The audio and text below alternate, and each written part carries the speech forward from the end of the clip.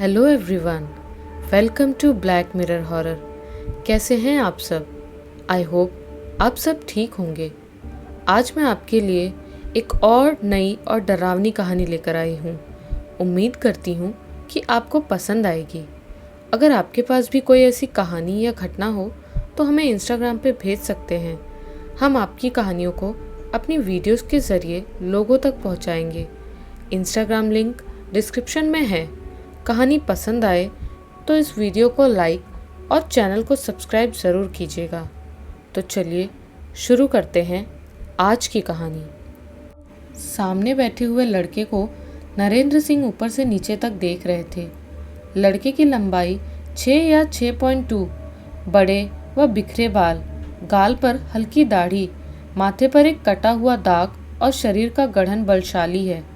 नियमित व्यायाम व जिम चर्चा की छाप स्पष्ट है। आज इस लड़के ने एक जीन्स व शर्ट पहन रखा है। शर्ट के बटन को गलत लगाया है, जिसे देखकर समझा जा सकता है कि यह लड़का परेशान है। लेकिन लड़के के दोनों आंख आश्चर्य रूप से उज्जवल हैं। नरेंद्र सिंह जानते हैं कि मुकेश उनके एकमात्र भतीजी कोमल का पुराना प्यार यानी एक्स है। नैनीताल में डॉक्टरी में व्यस्त रहने पर भी घर का हालचाल उन्हें लगभग सब कुछ पता रहता है। उन्होंने जितना सुना है, यूनिवर्सिटी लाइफ में कोमल के साथ मुकेश का गहरा प्रेम संबंध हुआ था और इसे उन दोनों के घरवालों ने भी मान लिया था। मुकेश कुछ दिन बाद ही ठाकुर घर का दामाद बनेगा, ये बात पड़ोसी और रिश्तेदार सभी जानते थे। इसके बाद न जाने क्यों तांत्रिक व बाबाजी जैसे लोगों के चक्कर में मुकेश बिगड़ने लगा। पहले घर में, फिर न जाने कहाँ कहाँ शमशान व पुराने मंदिर में वो क्रियाकांड करने चला जाता था। कोमल ने बहुत समझाया लेकिन कोई लाभ नहीं हुआ। इसके उलट मुकेश ने कोमल को अपना साधना साथी बनने का जोर देता रहा। कोमल ने तुरंत ही नकार दिया था और उसी वक्त से झगड़ा शुरू हुआ। झगड़ा बढ़ता ही चला गया और फिर दोनों में ब्रेकअप हो गया। इस समय ठाकुर परिवार के सोफे पर मुकेश बैठा है और उसके सामने कोमल के पिता त्रिभुवन सिंह बैठे हैं। त्रिभुवन सिंह के बेटे राहुल और उसका दोस्त अमित उनके पास कुर्सी पे बैठे हैं और उसे घूर रहे हैं। अगर उनके वश में होता तो अभी मुकेश को धक्का देकर घर से बाहर निकाल देते, लेकिन अभी कुछ नहीं कर पा रहे। नरेंद्र सिंह बैठे हैं कुछ दूरी पर, वहाँ से सभी के भाव वो साफ साफ देख सकते हैं। मुकेश एकटक त्रिभुवन सिंह के तरफ ही देख रहा है। त्रिभुवन सिंह बोले, मुकेश, तुम्हें बता देता हूँ कि परसों मेरी लड़की की शादी है। घर में रिश्तेदारों का आना शुरू हो गया है, इसलिए हम सभी अब व्यस्त हैं। तुम्हें जो भी बोलना है जल्दी से बोल दो। मुकेश बोला, अंकल, कोमल से मैं ही शादी करूँगा। त्रिभुवन सिंह चौंक गए। मुकेश की आवाज़ बहुत ही गंभीर व शीतल थी। इतना कॉन्फिडेंट उसे कहाँ से मिल रहा है? राहुल बोला, देख भाई, तुम्हारे और कोमल के बीच जो था वो सब खत्म हो गया है। अब ये सब बोलकर क्यों झंझट करने आए हो? इसके अलावा कोमल की शादी हम ज़बरदस्ती नहीं करा रहे हैं। वो अपनी इच्छा से विवेक से शादी कर रही है। प्लीज़ अब तुम यहाँ कोई बखेड़ा मत खड़ा करो। मुकेश ने राहुल की तरफ देखा और शांत होकर बोला, राहुल, तुम्हारे पिताजी ने कुछ दिन पहले भी मेरे साथ तुम्हारी बहन का रिश्ता तय किया था। तुम्हारी बहन की शादी मेरे साथ होगी ऐसा ही कहा गया था। लेकिन मुकेश, उस समय तुम्हारे सिर पर यह तंत्र मंत्र का भूत नहीं सवार था। कोमल ने तुमको कहा था कि उन बेकार की चीज़ों पर ध्यान मत दो। तुमने तब उसकी बात नहीं सुनी। किसे बेकार चीज़ बोल रहे हैं अंकल? आप तो कम्युनिस्ट जैसे हो गए हैं, जिसे हमारे देश के सांस्कृतिक विद्या के बारे में ज़रा भी ज्ञात नहीं। अब अमित बोला, अपनी विद्या अपने पास रखो। कोमल तुम्हारी भैरवी नहीं बनी, इसलिए तुमने उसके हाथ को ऐंठ कर फेंक दिया था। और तू तो आजकल न जाने कहाँ नेपाल, असम, काशी के शमशान में पड़ा रहता है। कोमल जैसे शिक्षित कल्चर्ड लड़की तेरे घर में जाएगी, तूने ऐसा सोचा भी कैसे? मुकेश ने अमित को कुछ भी नहीं बोला, बल्कि त्रिभुवन सिंह से बोला, अंकल, ये लड़का क्या आजकल आपने अपनी तरफ से यहाँ बोलने के लिए काम करता है? अमित, तुम चुप रहो। त्रिभुवन सिंह बोले, फिर मुकेश की तरफ देखकर बोले, अमित, मैं कुछ गलत नहीं कहा। जो लड़का हाथ ऐंठ कर ऐसे फेंक देता है, उससे कौन लड़की शादी करना चाहेगी? असल में बात क्या है आपको पता है? यहाँ के नास्तिक जैसे वातावरण में कोमल कभी समझ ही नहीं पाई कि तंत्र असल में क्या है। और तंत्र मनुष्य को क्या दे सकता है। हाँ, मैं मानता हूँ कि उस दिन मुझे गुस्सा आ गया था, लेकिन मैंने इसके लिए सॉरी भी बोला था। कई बार सॉरी बोला, लेकिन उसने नहीं सुना। प्लीज़ आप एक बार मुझे कोमल से बात करने दीजिए, प्लीज़। नरेंद्र सिंह ने ध्यान दिया कि मुकेश के गले में एक अद्भुत विनती भरे सुर हैं। नहीं, लड़का चाहे जैसा भी हो, उसका ये निवेदन भाव झूठ नहीं लग रहा। त्रिभुवन सिंह गुस्से में बोले, तुमको अभी बताया ना कि कोमल घर पर नहीं है, वो अपनी बुआ के घर गई है। क्यों एक ही बात बार बार दोहरा रहे हो? तुम अब यहाँ से जाओ मुकेश। कोमल के लौटने तक मैं यही इंतज़ार करूँगा अंकल। आज केवल एक बार मुझे उससे बात करने दीजिए। अब राहुल के धैर्य का बांध टूट गया। वो सामने आकर बोला, क्या वे, पिताजी क्या कह रहे, तेरे कानों में नहीं जा रहा? कब से तेरा बक सहन कर रहा हूँ, अब तू यहाँ से निकल ले। मुकेश ने राहुल को देख शांत आवाज़ में बोला, नहीं राहुल, उससे मिले बिना मैं आज यहाँ से नहीं जाऊँगा। राहुल ने आगे बढ़कर मुकेश के शर्ट का कॉलर पकड़ लिया। साले, नहीं जाएगा मतलब? अमित, इधर आ, पकड़ तो, इसको आज धक्के देकर घर से निकालूंगा। बार बार कह रहा हूँ, सुनाई नहीं दे रहा। हड्डी तोड़कर तेरे उसी शमशान में तुझे फेंक आऊँगा। अमित भी आगे बढ़ा।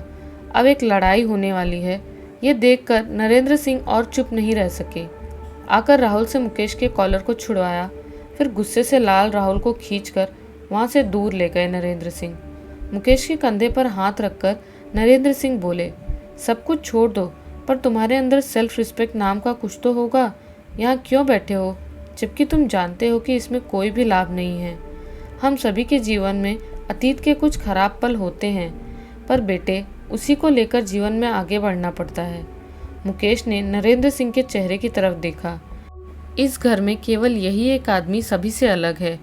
इस बड़े चाचा की अच्छाई उसने कोमल से कई बार सुनी थी, लेकिन आज पहली बार देखा। लड़का कुछ समझ रहा है, ये देखकर नरेंद्र सिंह फिर बोले, अब तुम यहाँ से जाओ मुकेश, और जितनी जल्दी हो सके इन सब बातों को भूलने की कोशिश करना। इसमें दोनों तरफ के लोगों को फ़ायदा है। मुकेश थोड़ा सा हंसा और बोला, अंकल जी, सब कुछ क्या इतनी आसानी से भूला जा सकता है? जो भी हो, थैंक यू। फिर त्रिभुवन सिंह की तरफ देखकर बोला, मैं चलता हूँ, आप सभी अपना ख्याल रखना। त्रिभुवन सिंह ने धीमी आवाज़ में हूँ या हाँ क्या बोला, ये किसी को भी सुनाई नहीं दिया। मुकेश वहाँ से बाहर की तरफ चल पड़ा। नरेंद्र सिंह ने देखा, घर के लॉन से एक बड़ा सा लड़का लड़खड़ाते हुए जा रहा है।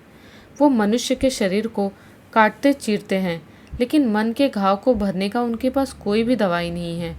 लेकिन फिर भी वो काश इस लड़के के मन पर हावी काले बादल को हटा सकते। न जाने क्यों निसंतान नरेंद्र सिंह के मन को उसे देखकर बहुत ही दुख हो रहा है। अरे यार भाई, तू कोमल जैसी माल के पीछे ही क्यों पड़ा है? अपने मैसेंजर को खोल कर देख, कितनी लड़कियां तुझे हाय भेजते भेजते मर गई। अब उस माल को भूल जा। मुकेश शांत आवाज़ में बोला, माल? माल किसे बोल रहा है? सॉरी भाई, गलती से ज़ुबान फिसल गया। यहाँ आते हो फ्री की दारू पीने, अच्छे से बात करना भी नहीं आता, शर्म नहीं आती? सॉरी भाई, आगे से ऐसा नहीं होगा। अमित मानो सिकुड़ गया। अमित और मुकेश इस समय मुकेश के फ्लैट में बैठे हैं। समय शाम का है, बाहर अंधेरा भी हो गया है, लेकिन मुकेश के रूम में कुछ मोमबत्ती के अलावा और कोई लाइट नहीं जल रही। इस कमरे के फर्श पर नरमुंड, सिंदूर लगी खोपड़ी, विभिन्न पक्षियों के पंख, सूखे गुड़हल की माला इत्यादि इधर उधर रखा है।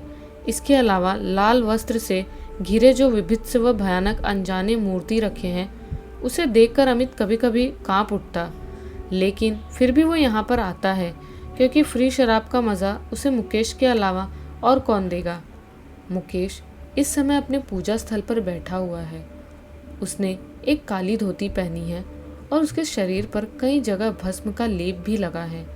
पिछले कुछ दिनों की अनदेखी से उसके बाल और दाढ़ी भी बड़े हो गए हैं। उन बिखरे बालों को जटा बनाकर चोटी जैसा बांधा है और उसके गले में हड्डियों के टुकड़े से बनी माला पेट के नाभि तक झूल रही है। मुकेश के चेहरे, वो बलशाली शरीर का गठन कुछ सेकंड में लड़कियों का हार्टबीट बढ़ा सकता है। अमित ने कुछ भी गलत नहीं बोला था। अमित बोला, वैसे हाँ, कोमल की शादी अच्छे से हुई। उसके घर वाले सोच रहे थे तुम जाकर मारपीट व झगड़ा करोगे। इसके लिए वो तैयार भी थे, लेकिन कुछ हुआ नहीं। ये देख वो साले बहुत आश्चर्य हुए। और कोमल? वो विदाई के समय थोड़ा रो रही थी, लेकिन ऐसा तो सभी लड़कियां करती हैं। इसके अलावा तो कोई परिवर्तन नहीं देखा, हमेशा हंसती हुई ही नजर आई। छोड़ यार कोमल को, कितनी लड़कियां तेरी राह ताक रही हैं। भाई तूने क्या मस्त बॉडी बनाया है। बोलते हुए अमित ने मुकेश के पीठ को हाथ से ठोका। मुकेश बोला, तुम शायद भूल गए, मैंने तुमसे कहा था कि पूजा करते वक्त मुझे छूना मना है। पहले भी कई बार समझाया है। सॉरी भाई, आगे से नहीं भूलूंगा। पर भाई, उस दिन तुम वहाँ थोड़ा चौड़ा होकर बोल आए कि कोमल से तुम शादी करोगे, उसका क्या हुआ?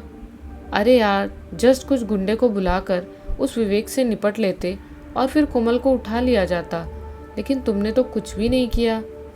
अब भी कह रहा हूँ कि कोमल से मैं ही शादी करूँगा, लेकिन भाई तुम्हारा प्लान क्या है? और वैसे भी विवेक के साथ कोमल का बहुत पट रहा है।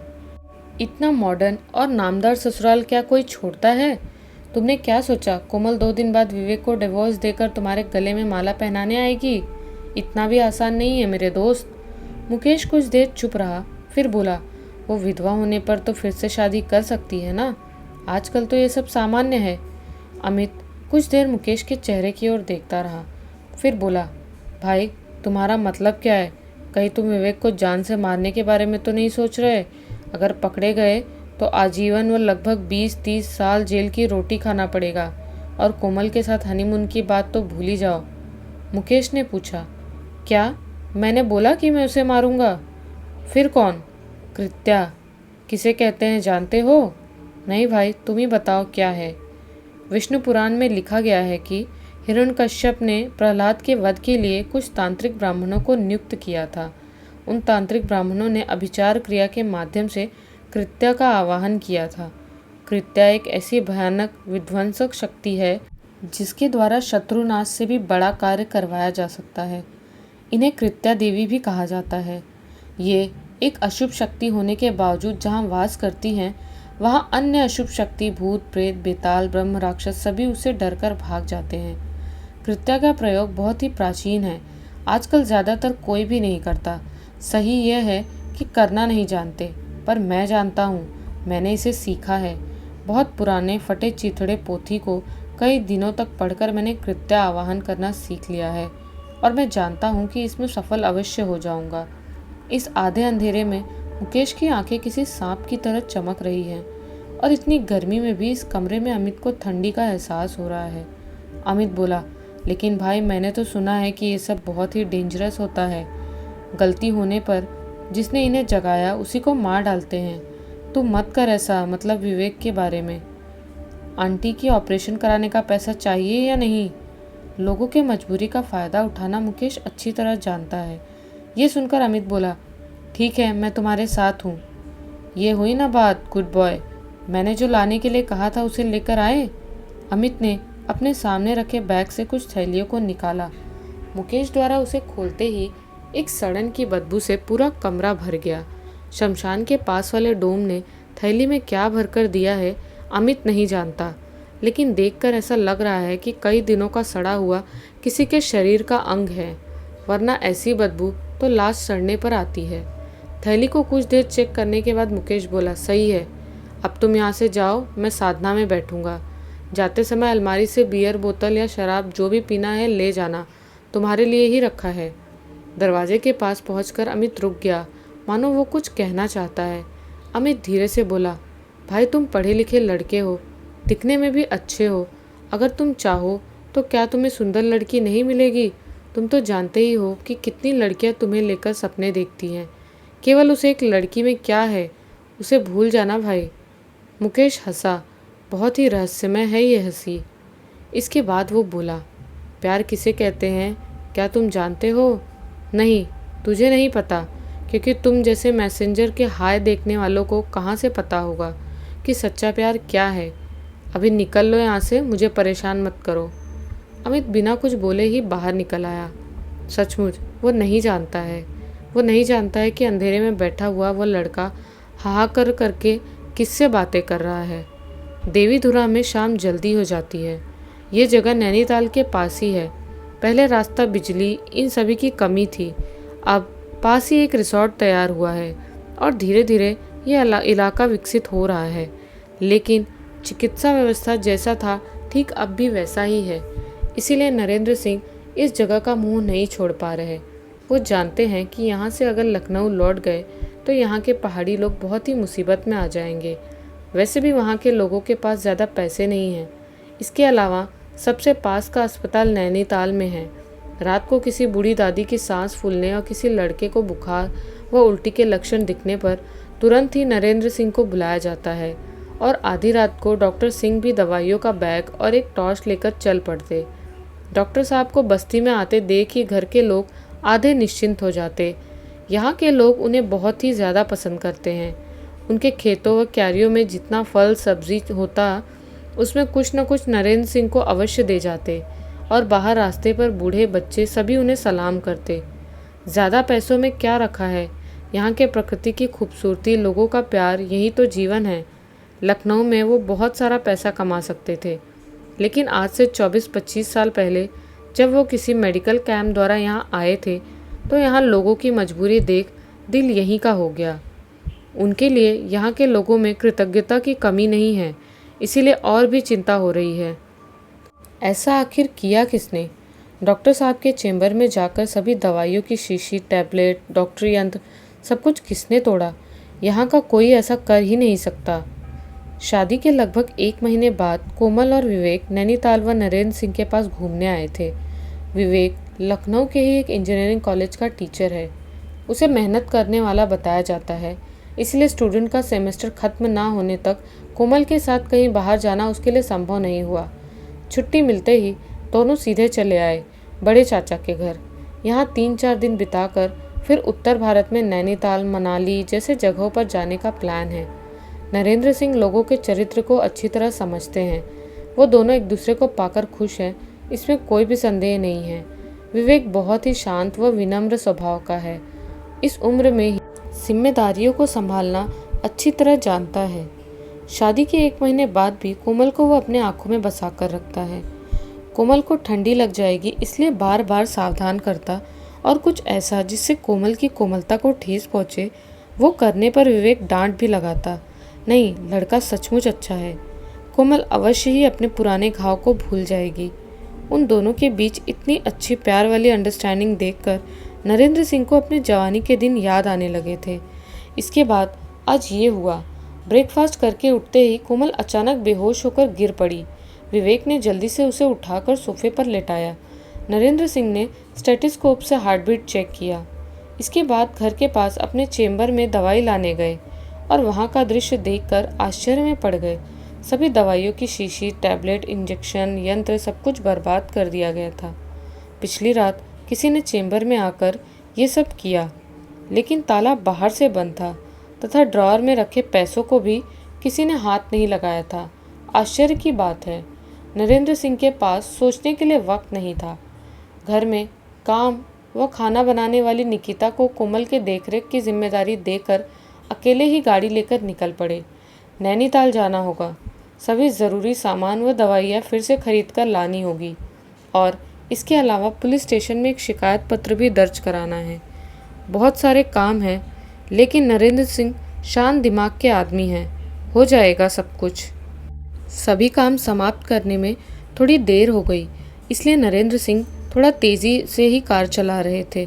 खराब नेटवर्क के कारण कोमल के पास भी फ़ोन नहीं कर पा रहे हैं। वातावरण में ठंडी की मात्रा थोड़ी और भी बढ़ गई है। अभी ज़्यादा अंधेरा नहीं हुआ है। आसमान में शाम की लालिमा अब भी उपस्थित है। सामने रास्ते के दृश्य को देखकर नरेंद्र सिंह ने जल्दी से ब्रेक लगाया।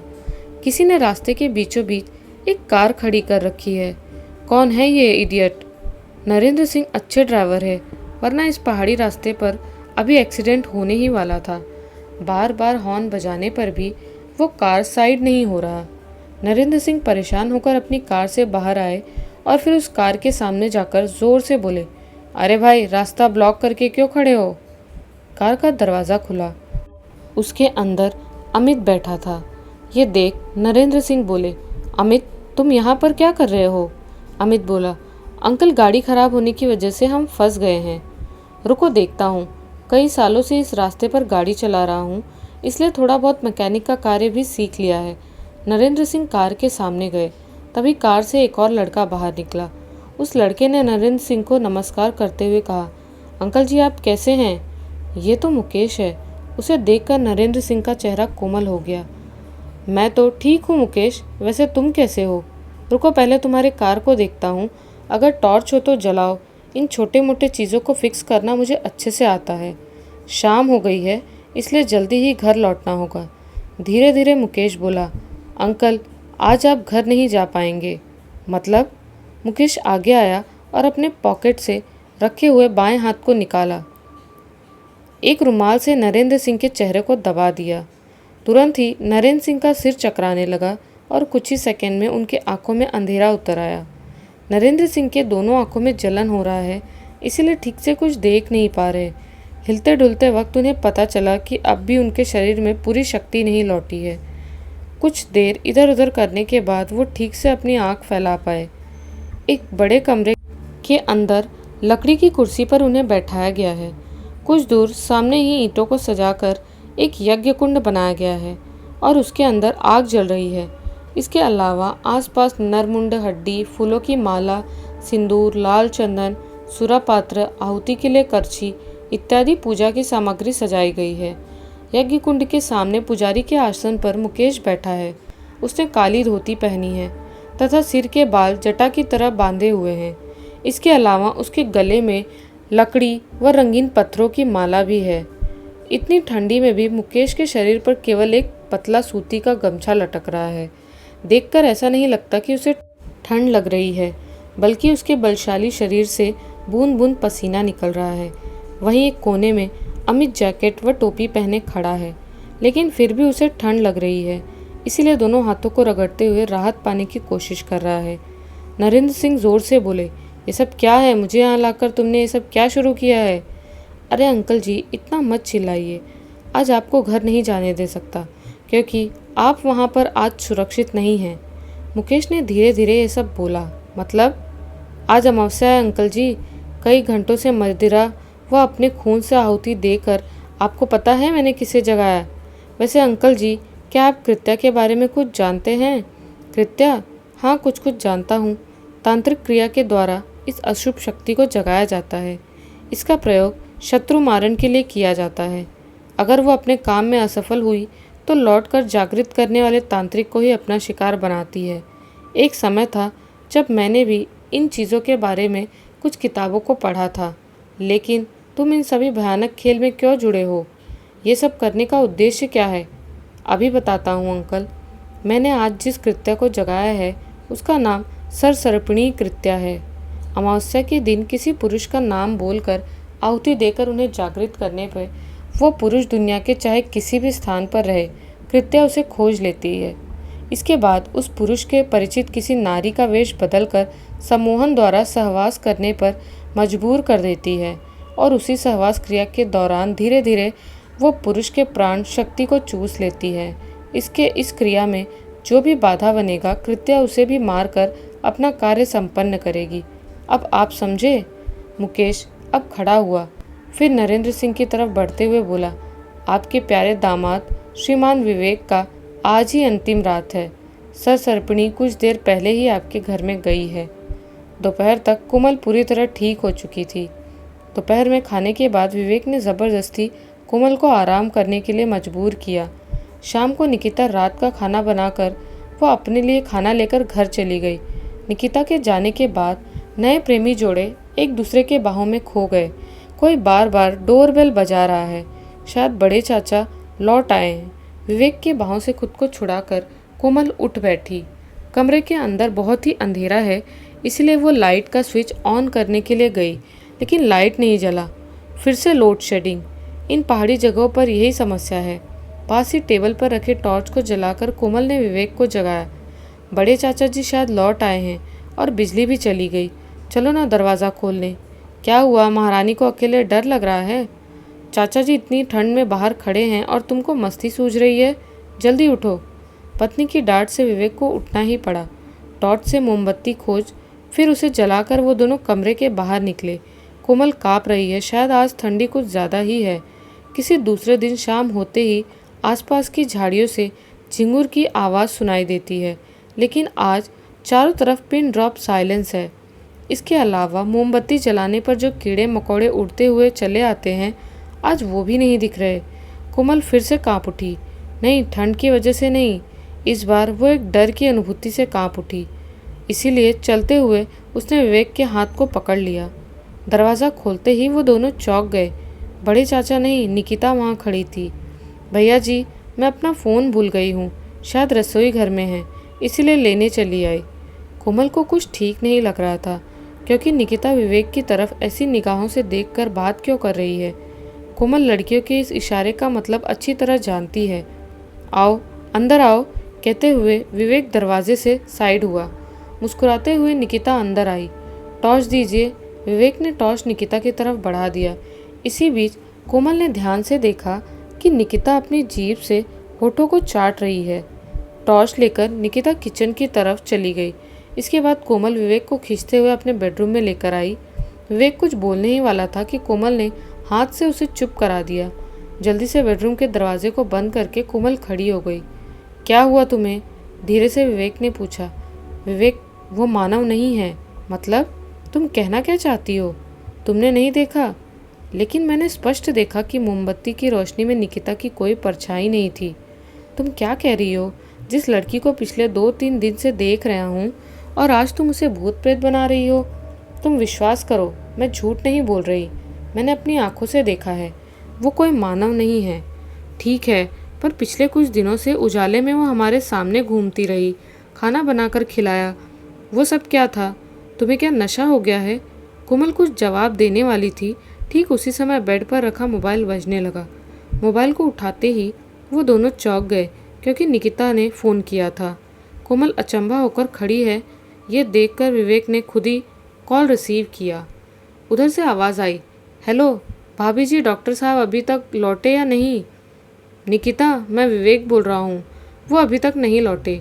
लेकिन तुम तो इसी घर में हो, फिर ये प्रश्न क्यों कर रही हो? नहीं भैया, मैं तो शाम से पहले ही घर लौट आई थी। डॉक्टर साहब लौटे या नहीं, यही जानने के लिए कॉल किया था। आप मेरे आसपास लोगों की आवाज़ सुन सकते हैं। उसी वक्त उनके कमरे के दरवाजे को किसी ने खटखटाया। बाहर से धीमी आवाज़ में निकिता की आवाज़ सुनाई दी, भैया भैया। कोमल ने विवेक के हाथ से मोबाइल को ले लिया, फिर कहा, निकिता हम थोड़ा बिजी हैं, चाचा जी के लौटते ही मैं तुम्हें कॉल कर दूंगी, अब रखती हूँ। इसके बाद कोमल विवेक की तरफ देखकर बोली, अब विश्वास हुआ? निकिता अपने घर में है, फिर इस घर में कौन आई है? हट जाओ, मैं जानना चाहता हूँ कि दरवाजे के बाहर कौन है। कोमल ने विवेक को जकड़ लिया। नहीं, कुछ भी हो जाए मैं दरवाज़ा नहीं खोलने दूंगी तुम्हें। हट जाओ, बाहर कौन है मैं देखना चाहता हूँ। विवेक मानो अब होश में नहीं है, जैसे किसी ने उसे हिप्नोटाइज कर दिया है। कोमल को धक्का देकर दरवाज़ा खोलते ही एक ठंडी हवा ने उन दोनों को स्पर्श किया। इस हवा से वो दोनों कांप गए, लेकिन दरवाजे के बाहर कोई नहीं है। विवेक ने दरवाजे से बाहर झांका, वहाँ कोई भी नहीं था। कोमल ने विवेक के हाथ को पकड़कर कमरे के अंदर खींच लिया, फिर दरवाजे को बंद करके हांफती हुई बोली, विवेक तुम कुछ समझ क्यों नहीं रहे हो? जो यहाँ पर आई है वो कोई मनुष्य नहीं है। लेकिन कोमल की बातों का विवेक पर कोई असर नहीं हो रहा था। वो एकटक ऊपर की तरफ देख रहा है। विवेक की नज़रों को अनुसरण करके कोमल ने देखा, मोमबत्ती की रोशनी में दिखाई दिया स्काईलाइट कांच के टूटे भाग से धीरे धीरे एक सफ़ेद धुआं जैसा कोहरा कमरे के अंदर प्रवेश कर रहा है। उनके आंखों के सामने धीरे धीरे वो कोहरा एक आवरण में बदलने लगा। कुछ ही देर में वहाँ एक मनुष्य की आकृति उभर आई। लेकिन क्या वो मनुष्य हो सकता है? ऐसा भी संभव है? क्या कोई मनुष्य सरीसृप की तरह दीवारों पर कैसे चल सकता है? क्या किसी मनुष्य की आंखें वैसे चमकती हैं? कांपते हुए कोमल ने देखा कि कमरे के कोने में एक लड़की का शरीर उपस्थित है। उसके चेहरे पर अद्भुत लालसा व भूख है, मानो कोई सर्पिणी अपना शिकार करने वाली है। निकिता जैसे दिखने वाली वो मायावी इशारों से विवेक को बुला रही है। कोमल ने देखा कि विवेक अब भी मानो हिप्नोटाइज है। विवेक का चेहरा भी अब लालसापूर्ण हो गया है। उत्तेजना से उसका पूरा चेहरा लाल हो गया। कोमल की उपस्थिति की बात मानो उसे याद ही नहीं। विवेक ने उस मायावी की तरफ पैर बढ़ाया। विवेक को पीछे से पकड़कर कोमल चिल्लाई, विवेक उसकी तरफ मत देखो, वहाँ मत जाओ, वो तुम्हें मार डालेगी। लेकिन विवेक के शरीर में उस समय किसी दानव के जैसी शक्ति थी।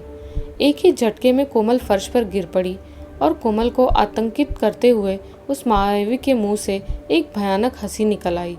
वो जानती है कि आज उसके और उसके शिकार के बीच आने का साहस किसी में भी नहीं है। नरेंद्र सिंह कोने में खड़े अमित की तरफ देखकर बोले, मुकेश का दिमाग खराब हो गया है। लेकिन अमित, तुम क्यों उसका साथ दे रहे हो? तुम तो राहुल के दोस्त हो और तुम इस तरह उसके बहन की जिंदगी खराब होते देख रहे हो। अमित बोलता रहा, हाँ अंकल जी, आपने सही कहा। आपके उस भतीजे ने मुझे नौकरी दिलाने के नाम से कितना रुपया ऐंठ लिया, आप क्या जानो।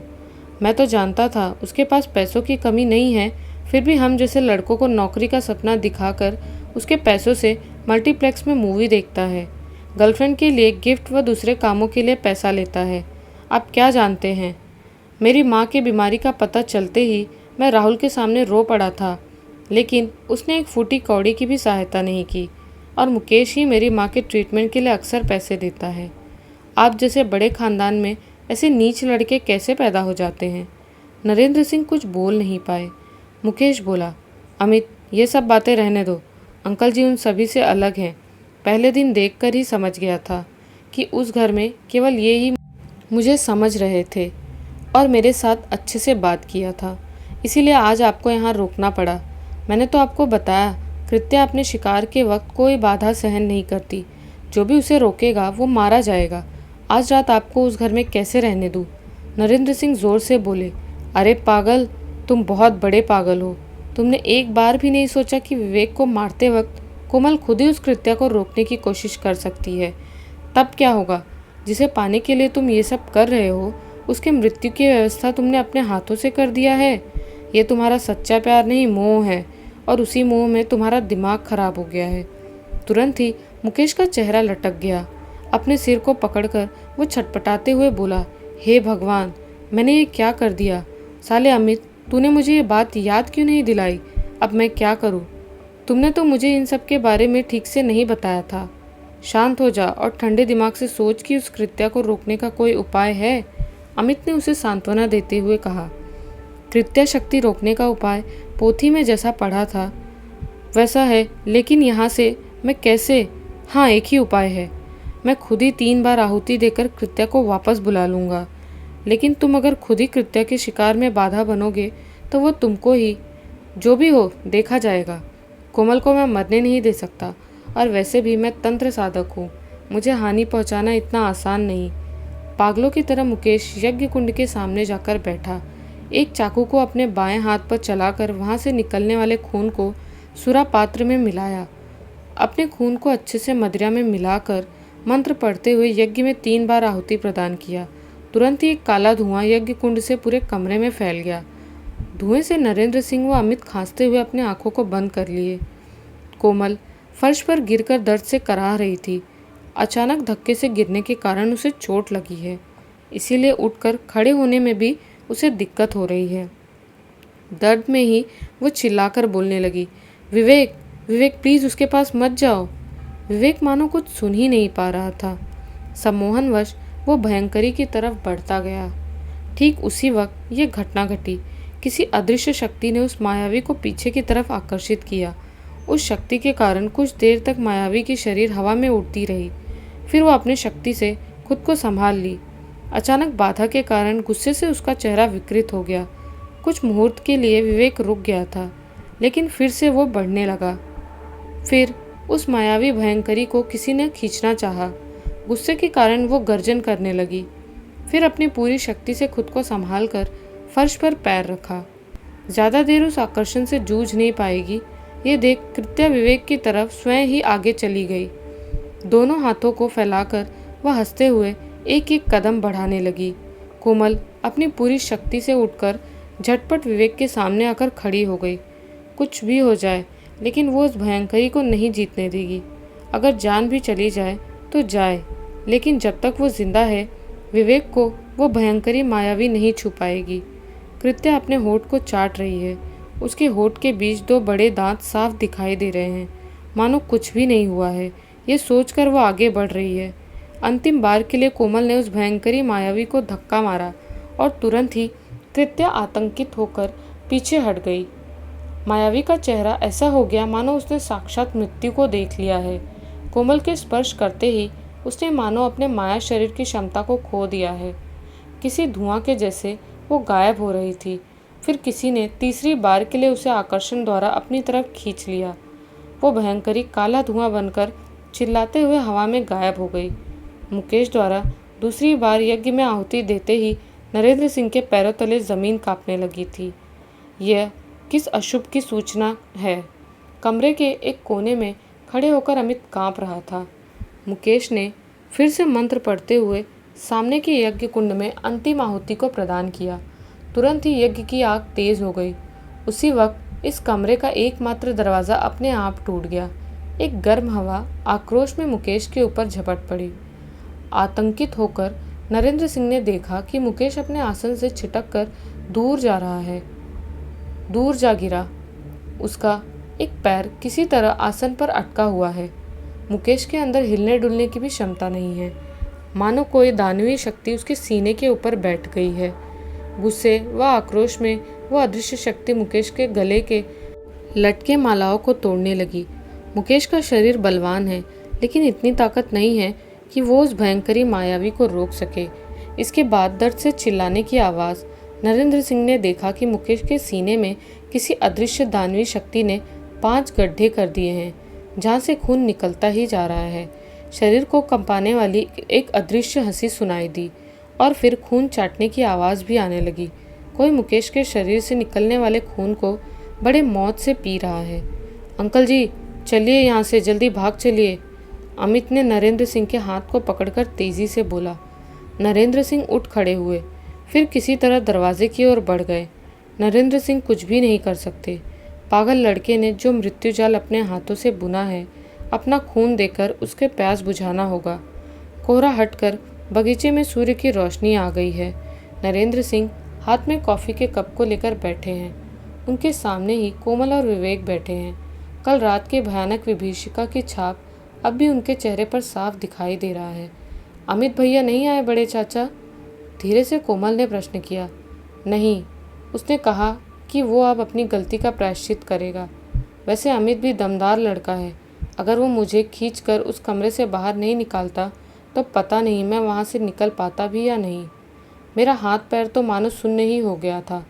चाचा जी, मुझे एक बात समझ नहीं आ रहा कि कोमल के छूते ही वो भयानक आत्मा डर कर पीछे क्यों हट गई थी। बेटा, तंत्र मंत्र बहुत ही रहस्यमय होता है। तंत्र शास्त्र में कुछ बातें ऐसी बताई जाती हैं कि अच्छे साधक भी कई बार उसका अर्थ समझ नहीं पाते। मुकेश साधना पथ में बहुत दूर तक आगे बढ़ गया था, इसमें कोई दो राय नहीं। मुझे इतनी जल्दी सम्मोहन करना आसान नहीं, लेकिन वही मोह जिसके कारण वो लड़का एक के बाद एक गलती करता गया और इसी वजह से उसका काल निकट आया। प्रेम और मोह का अंतर जिसे समझ नहीं आता, उसे कोई क्या ही समझाए। कोमल सिर झुकाए दांतों से नाखून चबा रही है। विवेक अपने प्रश्न के उत्तर की प्रतीक्षा में नरेंद्र सिंह की तरफ देख रहा है। नरेंद्र सिंह बोलते रहे। पहली बात यह है कि कृत्या को अपना मूल कार्य करने से पहले कोई और कार्य कराने पर उसका शक्ति कुछ कम हो जाता है। परसों रात को मेरे चेंबर तोड़ने जैसा तुच्छ कार्य कृत्या द्वारा करवाने के कारण उसकी शक्ति थोड़ा कम हो गई थी। दूसरी यह है कि कृत्या को एक बार अपने कार्य में भेजने के बाद उसे कार्य समाप्त किए बिना वापस बुलाने पर वो गुस्से में पागल होकर साधक पर ही हमला कर देगी। तंत्र मंत्र को लेकर मैंने एक समय बहुत सारी किताबों को पढ़ा था। मुकेश भी ये जानता था, लेकिन कोमल को बचाने के लिए उसने अपनी परवाह नहीं की। और तीसरी बात जिसके बारे में तुमने प्रश्न किया, वो मुकेश के बात को सुनकर जाना था। जैसे कल सुबह ही मैंने इसका अंदाज़ा लगा लिया था, लेकिन मैं पूरी तरह निश्चिंत नहीं था। लेकिन मैं इस वक्त पूरी तरह निश्चिंत हूँ। क्या चाचा जी? मुकेश ने किसी तंत्र की पोथी में पढ़ा था कि कृत्या मृत्यु कामना की संकेत है, इसीलिए नए प्राण रूपी बीज से वो डरती है। बीज से निकला पौधा इसका एक उदाहरण है, तथा इसके साथ ही जो नारी अपने शरीर में बीज धारण करके गर्भवती है, उससे भी कृत्या डरती है। किसी गर्भवती नारी के स्पर्श से कृत्या की माया खत्म होने लगती है। क्या क्या सचमुच? हाँ विवेक, तुम पिता बनने वाले हो। तुम्हारा संतान कोमल के गर्भ में है, इसीलिए कल सुबह वो बेहोश हो गई थी। अचानक ही कोमल नरेंद्र सिंह के कंधे पर सिर रखकर रोने लगी। उसके मन में इतनी देर से जमी सभी आंसू मानो मुहूर्त के अंदर बाहर निकल आई। नरेंद्र सिंह उसके सिर पर हाथ फेरते हुए बोले, मेरी बेटी, क्या इस वक्त कोई रोता है?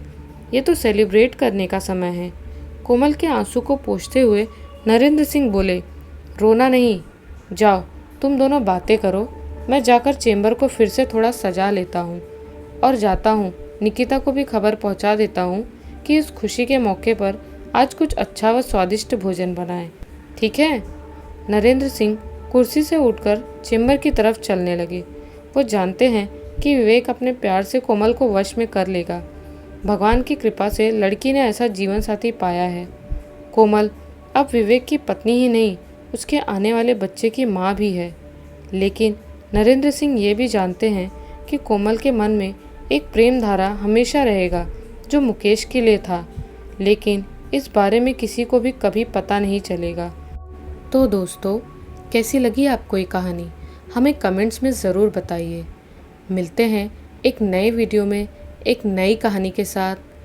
गणपति बप्पा मोरया।